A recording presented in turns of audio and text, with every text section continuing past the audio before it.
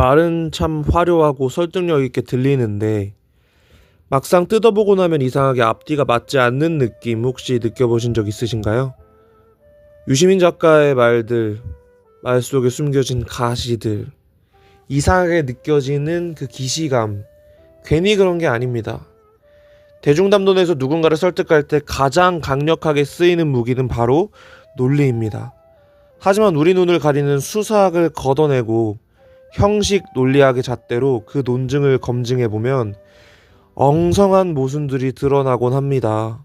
오늘은 논리학에서 가장 중요한 기준인 타당성과 건전성 그리고 전제의 일관성이라는 틀을 통해 유시민 작가가 펼친 비판 담론 속에 어떤 논리적 허점이 숨어 있는지를 분석해 보고자 합니다.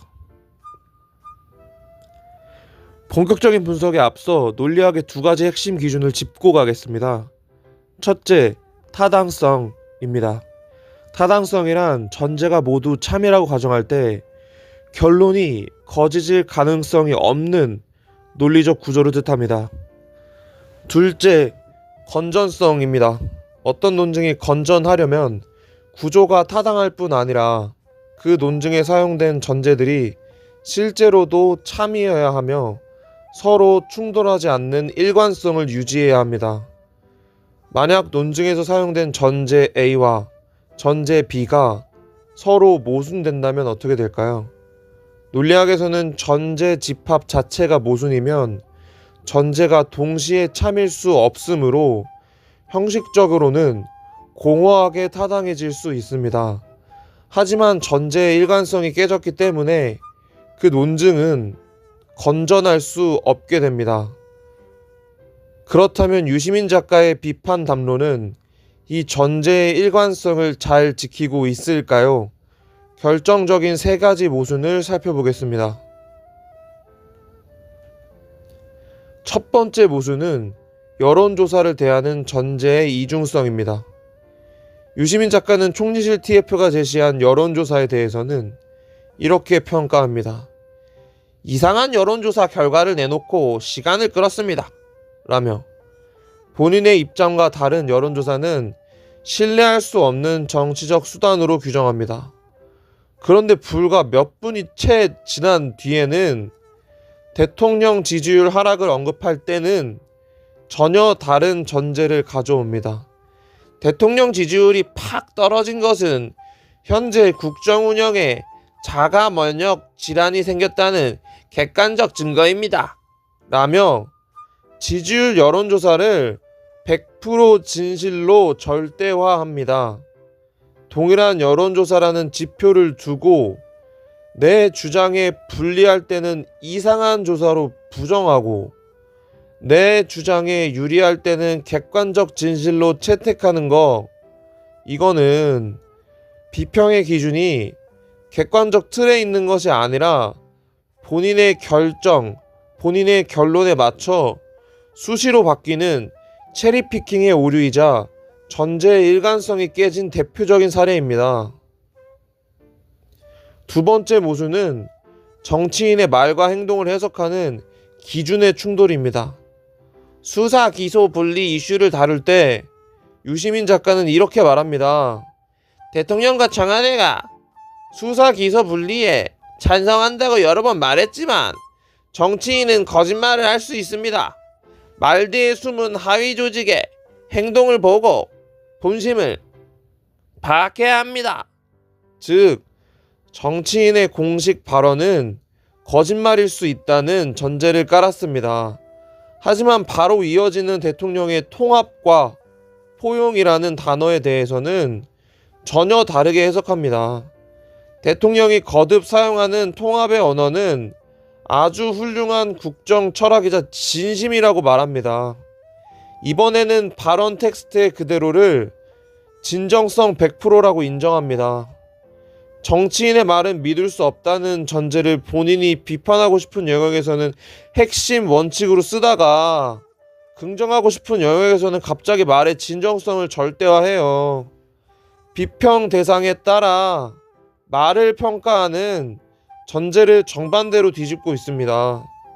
물론 이렇게 얘기할 수 있습니다. 어떤 말에는 거짓말을 하고 어떤 말에는 진실을 얘기하고 뭐 그럴 수 있는 거 아니냐.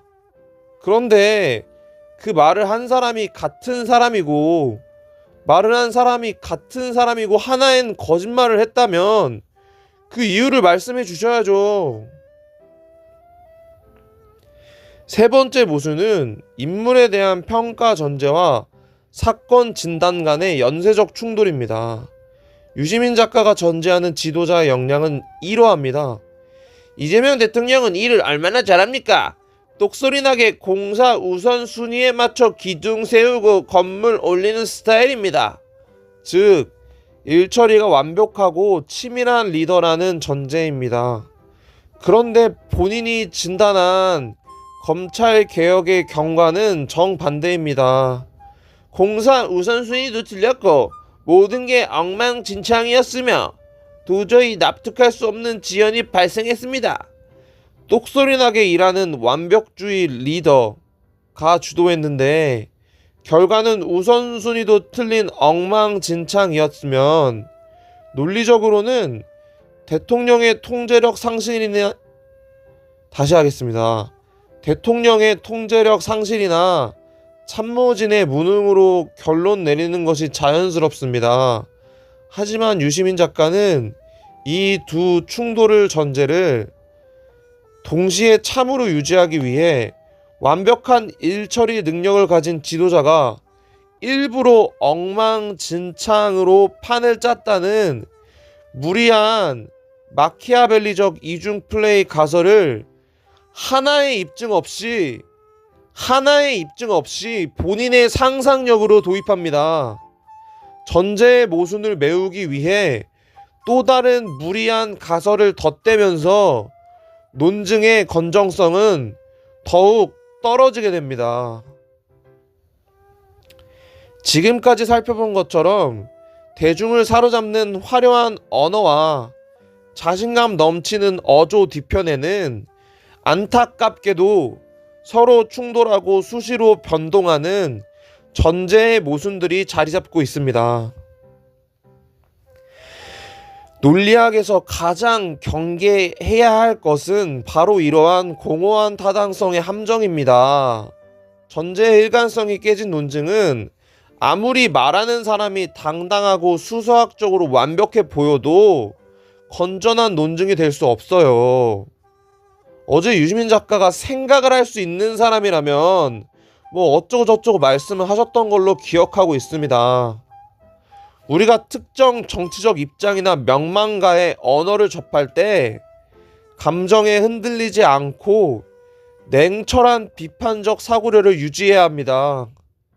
그러려면 그 사람이 사용하는 전제들이 과연 처음부터 끝까지 일관되게 지켜지고 있는가를 감정 없이 추적해 보아야 합니다.